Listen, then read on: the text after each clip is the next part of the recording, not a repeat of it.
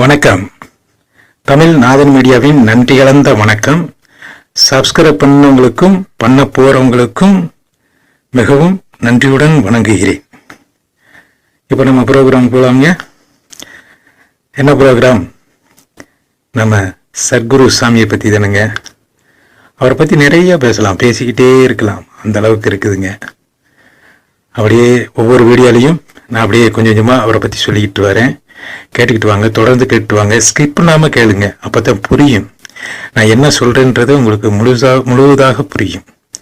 ஆமாம், நம்ம வீடியோக்களெல்லாம்